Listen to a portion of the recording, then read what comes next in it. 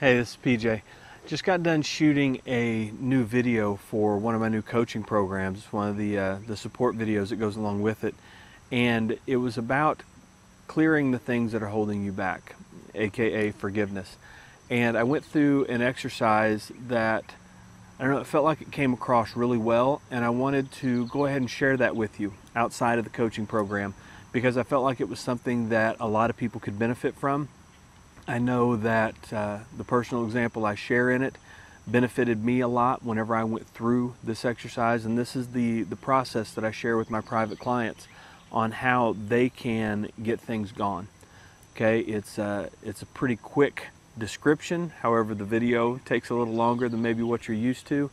So I just want to encourage you, take the time to watch this. If you feel like there are any things in your life that you've held on to for too long that you would like to let go of, but have never quite had success with. And I pray that this particular video and going through this process will be the thing that helps break you free. Okay, so please take this as my gift. It's on the house, and let me know how it benefits you and if it blesses your life. Be your best. Hey, it's PJ. Wanted to bring you outside to one of my favorite spots on our place. It's a place where I can come outside, I can watch the sun rise in the morning, I can have my little morning coffee, I can come out here and read. It's a place where I can come and process. You know, I've got plenty of space, I can give myself some time, and it's my kind of environment. I know people that love to process at coffee shops, I know people that love to process in parks, that sort of thing. This just happens to be one of my favorite places to be able to do it. And I bring that up because it's very important regarding the topic today, because what I want to talk to you about today is clearing the things that you identified hopefully yesterday, and that you'll identify through this process of getting better, of being able to see the things that are holding you back. And what I'm looking for from what you did yesterday more than anything else, you know, of looking at, okay, this is the edge of my belief zone. What is it that's holding me back there? You know, is it a self-held belief? Is it something has happened to me in the past? Somebody did a certain thing, maybe I did it. Because a lot of times what's at the edge of that belief zone is a forgiveness issue. And those forgiveness issues can come from, you know, hurts that came to us from somebody else, resentment of things that have happened in the past, guilt of things that have happened in the past, and those things can apply directly to ourselves or to other people. Regardless of who they apply to, though, in the time of our lives that they apply, we need to be able to take a look and be able to forgive those, to be able to clear those and to let those go. And this place is representative of that to me because of the quick exercise that I'm going to go through. I'm going to go through the exercise quickly. You can take the amount of time that you need to be able to go through it, because it will vary from time to time, the amount of processing time you'll need to get through a forgiveness issue. So let's take an example of, I'll give you a quick example, my own personal example. Whenever I was in high school, I was a sick competitive athlete, and one of the things that I strived for was to win an award that was awarded to the top male senior athlete in our high school every year. And it was something that I'd coveted. I wanted that award, and you know, it was to the top individual athlete, and I worked hard. I was a letterman and a standout in 3 sports. Clearly, statistically, I deserved to win that award, and it was given to somebody else. And nobody actually at the time truly understood why it was they gave the award to somebody else, and I held that resentment for years. A decade plus I held on to that, and it shut me down in so many pursuits, and it held me back in so many places that I could have gone had I not been able to let that go. Now there's 2 sides to this that I want to make sure to explain before we go into the exercise, so you can kind of realize where some of these things come from. The first thing was I was hurt, and I resented my coaches for not giving me that award, for putting me in that position to feel the way I did, to be shut down like that. Wasn't their fault. Okay, absolutely was not their fault, and that's part of this coming exercise. The truth is, with distance and with some honest perspective, I could look at it and say beyond a shadow of a doubt I didn't deserve it. because the award was for things more than just an individual's achievement in sports. You know, it was the type of teammate they were, the type of person they were, and clearly the person that got it, who also happened to be my best friend, deserved it more than I did on all accounts when it comes to that. So it took some time to get through that resentment. Here's the other side of it. Once I realized that I was allowing that to hold me back, allowing myself to hold it back, because I was the one that held on to it the whole time. My coaches didn't impose it on me. They didn't say, here, you have to feel bitter and resent everything about us for, you know, the next decade of your life. They didn't do that. I held on to it. That was me doing it. Same thing, you know, so it was against them at that point. Whenever I realized that I was doing that, the next tendency I had was to beat up myself and to feel guilty that I had been so stupid to hold on to those things for so long. Okay, so there's two sides to that thing right there. The first one was forgiving my coaches, but then the next one, without being aware, which I wasn't aware at the time, but I learned that as soon as you forgive somebody else and realize that you could let it go, that all of a sudden you want to start making yourself feel guilty for not realizing that and letting it go sooner. So there's a couple of different ways that some of these things work. So the first thing that I want to introduce you to in forgiveness is just a very quick exercise. Technically, you could call it a meditation, though it's not a chant or anything like that. A meditation meaning that you sit quietly and you concentrate and focus on something. You visualize something in your mind. Take the thing that you have the forgiveness issue with. So look out there at the edge of your belief zone. What is it that's holding me back? Look at something, you know, if you come up with an individual's face, a name, a phrase, an event in time, whatever it is, look at it and go, okay, why would that thing be holding me back? What is the thing that happened, that was done to me, that I did to myself, that didn't happen, the support I didn't get, the abuse I received, whatever it was. It can run the spectrum on how intense the particular issue is. But once you've identified that thing, then I want you to take a very close look and say, okay, is there a certain person identified with this? Okay, in my example, you know, not winning that award, the people that were identified with it, my coaches, okay, was very resentful toward them for a very long time. And so I looked at that and I saw what it was, and I saw who it was. And so what I did was this exercise, okay, and I want you to go through this. Because with the forgiveness issue, you may be able to just go, okay, you know what? I realize what it is I'm holding on to. I realize what the problem is. I'm going to let it go. And it might be that simple. Forgiveness doesn't have to be a big deal. Okay, it doesn't have to be a long-standing issue. But if it is, if it's something that you can't just snap your fingers and let go of, if you can't go through, you know, the rituals of writing something down on paper and burning it or flushing it or throwing it in the trash or something like that, I've seen a lot of people do those without a lot of success. If it's not something that you can just let go or burn away, then you might want to try this exercise. Because the key to this exercise is perspective and compassion. And those are the things that are totally necessary for forgiveness. Okay, God teaches us that it's His perspective and it's His compassion, His grace that allows for forgiveness to happen. And so we're taking that very same thing and we're applying it to what we're dealing with on our own. So you take the person, so I'm going to take one of my coaches, and the issue of them not giving me that award. And the first thing I need to do is I need to withdraw from the situation. Because it's very easy for us to look at that situation with the knowledge we have now. When the bottom line is, at the time, nobody had the advanced knowledge that we have now. Okay, we weren't more mature, we weren't more informed, we were just who we were at that moment. So we take a quick look at that and we say, okay, I need to withdraw from that. In other words, I need to gain some distance so that I can see everything more critically. I can look at it without all of the emotion. I need to detach myself from the emotion of it and actually just look at what's happening. It's what I like to call the witness pose. In other words, you're back there and you're actually watching yourself and whoever else is involved in the situation without emotion. You're just kind of an interested observer. You're a witness to what is going on.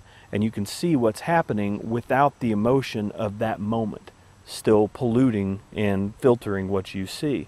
So once you've gained that perspective and you see what it is that's actually happening. So in other words, whenever I pull back and I looked at those events and everything that led up to those events and the decision that the coach has made, and who they made it for, I was able to look and see, okay, what were the differences between the two of us as far as them making a decision. I had more athletic achievements, no doubt about it, but he was a better teammate. He was a harder worker. He gave a better example to the underclassmen and the people around us. He was somebody that you would have wanted to have represent you on and off the court. I was not necessarily that guy. I was arrogant, I was defensive, didn't have a lot of self-confidence when it came to certain things, life in general. I was rebellious. I was the guy that if you found a way to tell me I couldn't do something, I'd find a way to just stick it right back in your face.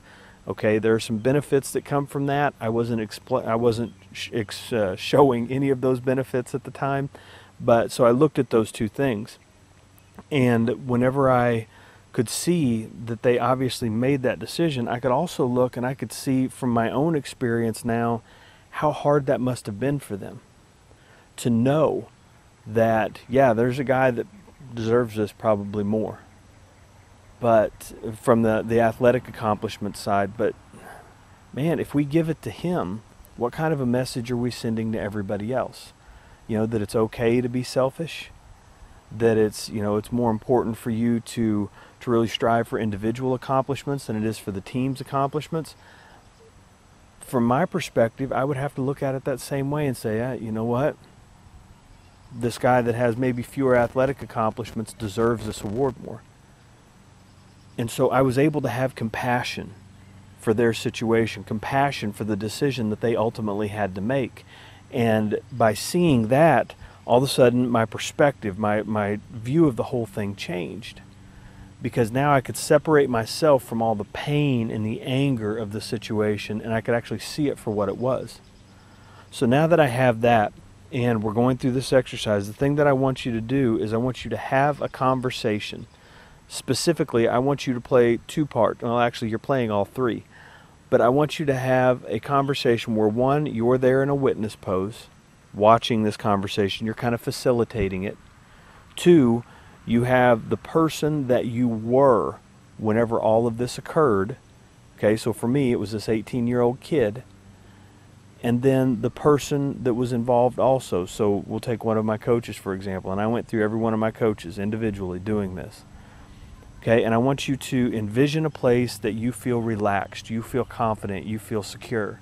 Hence my favorite shade tree. And I want you to sit still, and I want you to do that exercise where you're sitting there and you come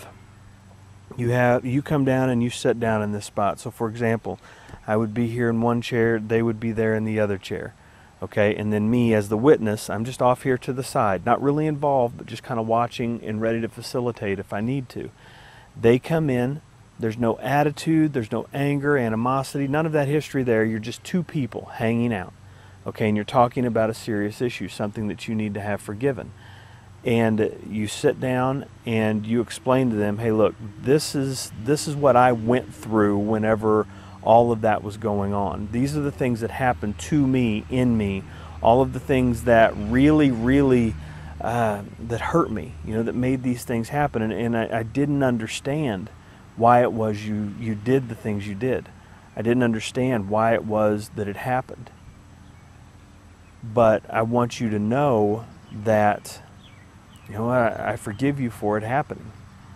Now, here's another thing that you can do, and you allow them to accept the forgiveness, and more than that, at that point, you can say, now, I can forgive you, but I still want to know why you did it.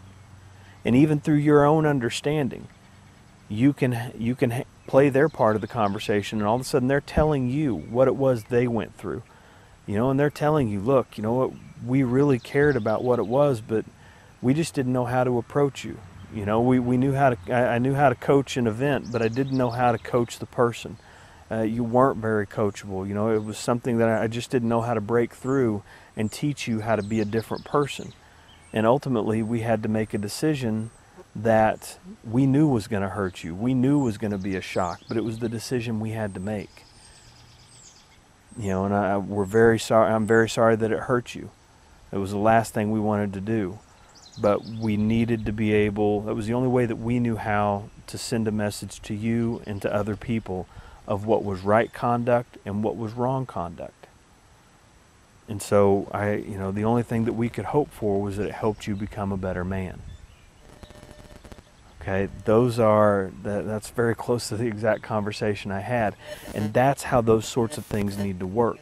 Now, this is a quick explanation of this. I mean, this is something you go through in detail, and in one-on-one coaching with people, we walk through and we go through the whole process, and it can be very emotional, but it is so rewarding, and it is so exciting to finally feel that understanding. You will feel the understanding shift in you, the compassion grow and swell in you, and whenever you finally, in your mind's eye, you look across at that person, you say, I understand.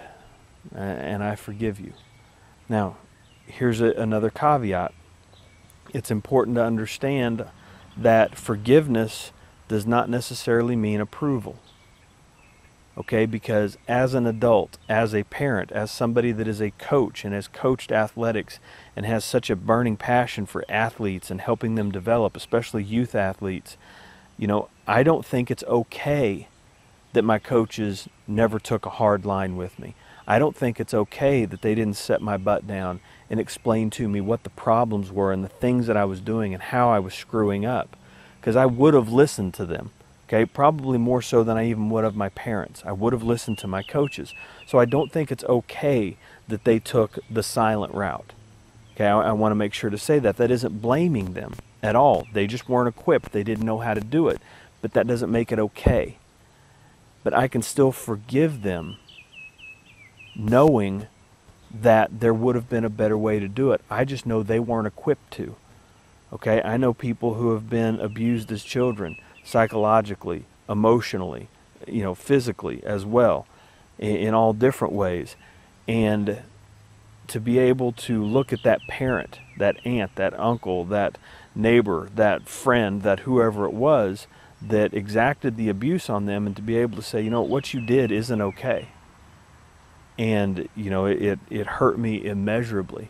But I'm letting you know that I'm taking control of this situation. I see and understand now that you were or are sick. You're not fully equipped to be able to handle the things of life as it was or life as it is. And I understand that. And I understand that for me to be able to break this cycle and to be able to move on, I forgive you for it. Okay, because I'm severing all power, all sensation with that event. I want you to know that it wasn't okay, and it still isn't okay. But I'm forgiving you and letting it go because you in that event no longer hold any power over me. That's another element of forgiveness. Now, the last thing I want to key on is that in that little 3-person scenario there, at first, when there's somebody else involved, you're in 2 of the chairs. It gets really cool and schizophrenic when you inhabit all 3 chairs. Because whenever I made that shift from being resentful of them to feeling like I was an idiot for letting it control me for more than 10 years, then I was able to set that 18-year-old kid down across from me being the adult that I was at the time or am now, and look at them and say, hey, you know what? You weren't equipped to be able to handle it any better. All you knew at the time was how to drive, how to be first. That's what you knew. That's what you had taught yourself because nobody else really taught you otherwise. You were taught that you needed to be, the best you could. They're the best, not the best you could be, but you needed to be number one, so you were driving to be that. Okay, there's a better way to do it. And you've learned that now as an adult. I know that better, and I'm constantly learning it. But at the time, you didn't know. And I want you to know that it's not your fault that you held on to those things for so long. Okay? What happened then is done. Now it's time for us to move on and go make something bigger happen. And I forgive you. I love you. I accept you as part of who I am now. All right? That is so critically important to be able to have those conversations with the others and with yourself, to be able to establish that full forgiveness, that feeling of just total release. Hey, you know what? It's gone. And the key to it is compassion. The key is not hypnosis or NLP or tapping or anything else where you're more or less avoiding the issue, because the issue is still there and it can still come back and get you at any given time. Okay, and it makes you weak to avoid. The issue is the key is developing that perspective and that compassion to be able to then forgive it, to understand it, and to let it go. Not necessarily to approve it, but to understand it and to let it go. So I hope that really gels for you. It might take some time to develop through that concept, and that's okay. You're going to have to use it as well as all of these others over and over and over in your life. Okay, that's the point. These are tools. So I hope you can take that, try it, practice it as best you can. Find your quiet spot. Find a quiet spot. I don't care if it's in the bathroom and you can shut the door and just keep everybody away from you for a while. Take the opportunity to sit down, identify who's involved, identify what the issue was, develop the perspective, okay, get the distance and get the perspective, then sit down with compassion in your heart and have the conversation to forgive. All right? This is going to be something you will use over and over and will make a dramatic difference in your life. Okay? This is coming from love, so make sure to enact it and feel it that same way. I'll talk to you tomorrow.